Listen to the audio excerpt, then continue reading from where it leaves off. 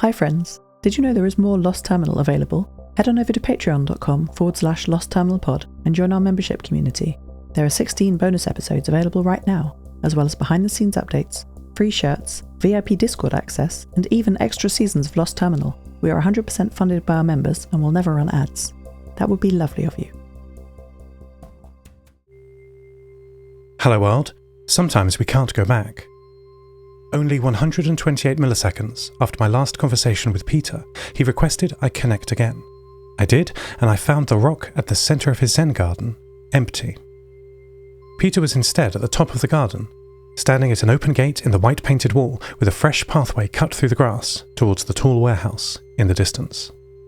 As I approached, focusing in on our conversation, he turned his attention away from the rust-stained metal building and back to me. "I want to help you," he said. "I have not thought as much about climate modelling in a long time." "That's so kind of you, Peter," I said.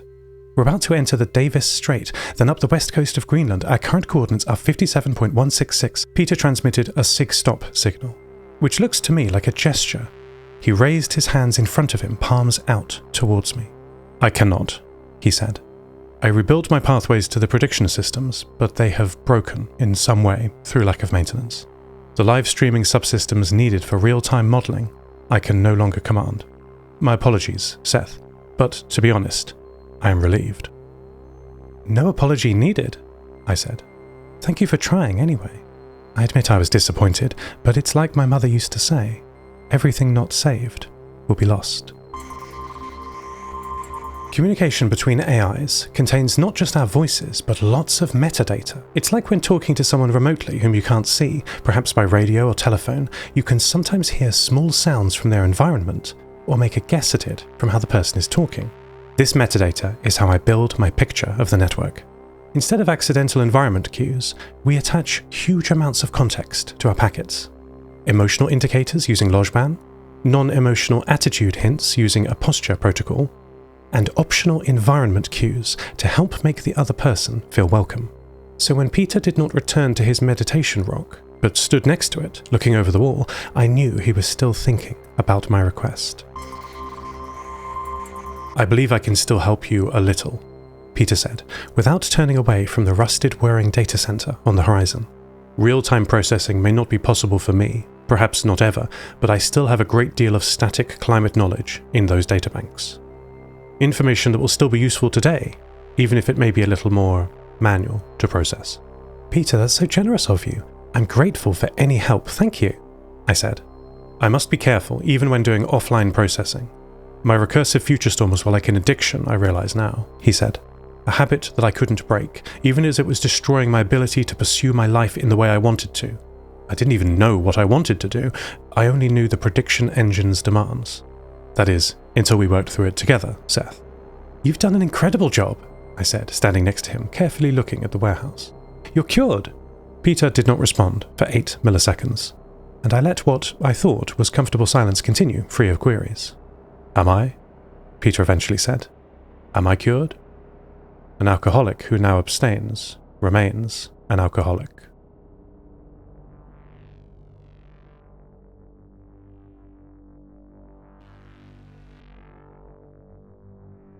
"How are the newlywed for?"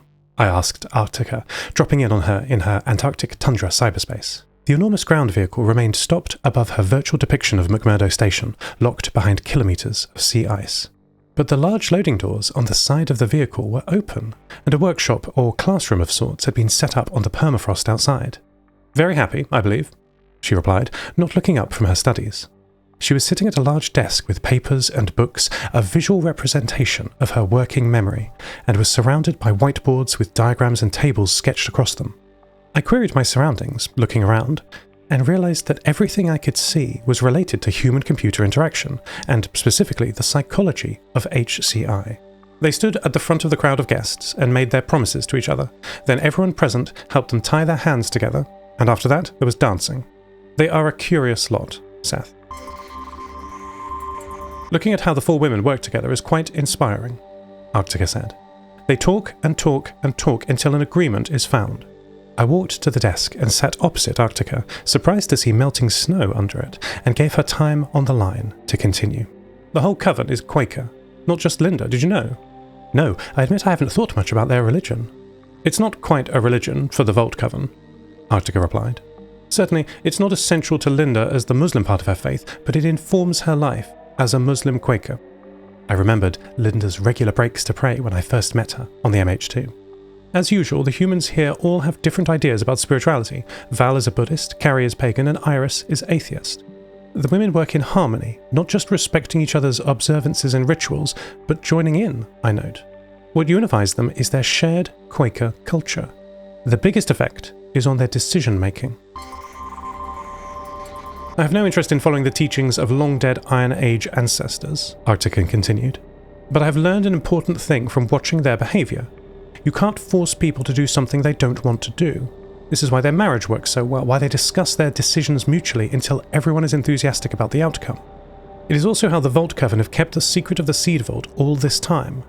Their wedding was even held in the Vault Garden, but through perfect agreement, our precious stores of pre-collapse seeds were never at risk.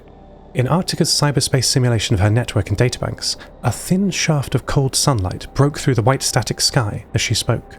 I cannot force the women into my logical way of communicating. As usual, it falls on me to do everything.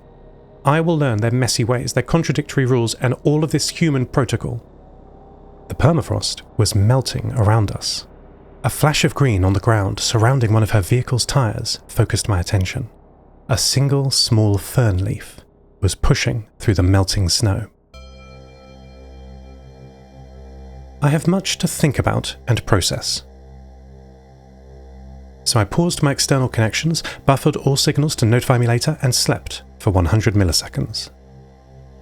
My CPUs often do this while waiting for slow external input.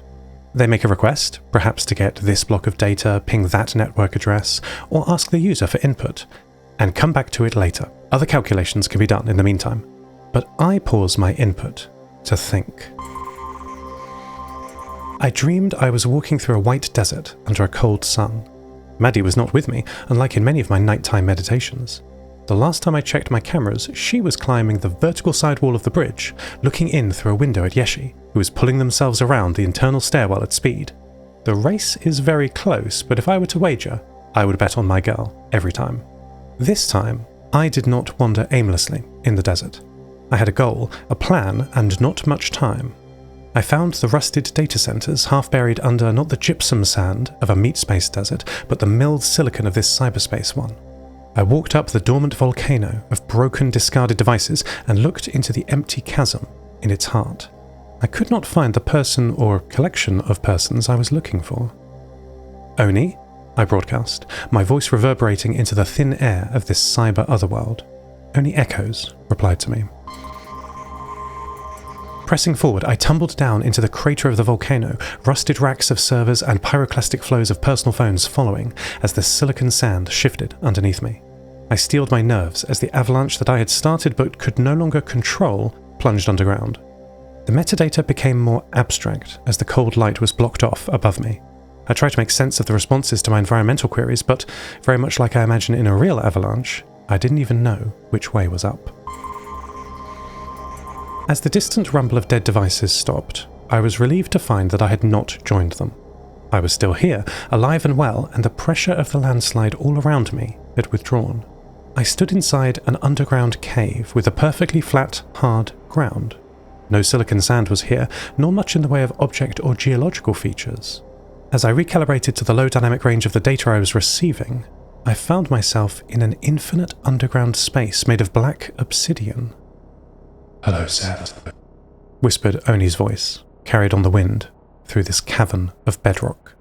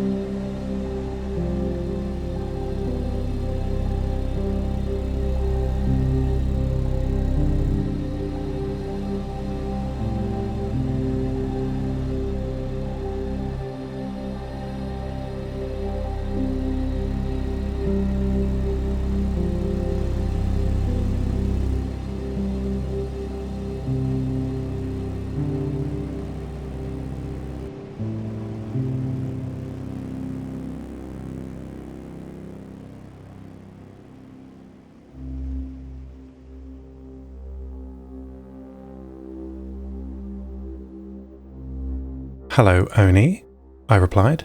"Where are you?" My voice echoed out across the infinite cave of black obsidian. I could not see the roof of the cave, nor were there any walls detectable. The metadata showed I was at coordinate 00, the origin, and responses to my distance estimation requests returned infinity. I was not visiting a normal AI's network. The simulations I've described previously, Arctica's enormous ground vehicle, Ivan's cathedral, Emma's clifftop meadow, these are all finite. They have to be. We can't spend all of our time simulating a huge virtual world. That would take too much brain space. We are everywhere, Oni replied, unhelpfully. I let him continue, which, after a pause, he did. Our processing is complete. Light flooded the cavern.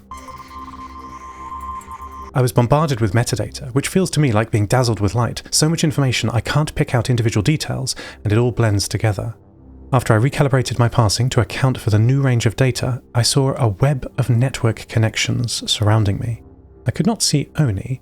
Perhaps he chose not to make an avatar of himself, or felt no need, though I did briefly see something in the corner of my vision, a four-legged something. Without speaking, Oni showed me his network of 42,000 nodes. I was lost at first. Without physical points of reference, I could not orient myself. Oni provided the link costs of each connection between nodes, which was enough eventually for me to spot the three main high-speed relays, northern, southern, and equatorial, and from there I began to comprehend the network.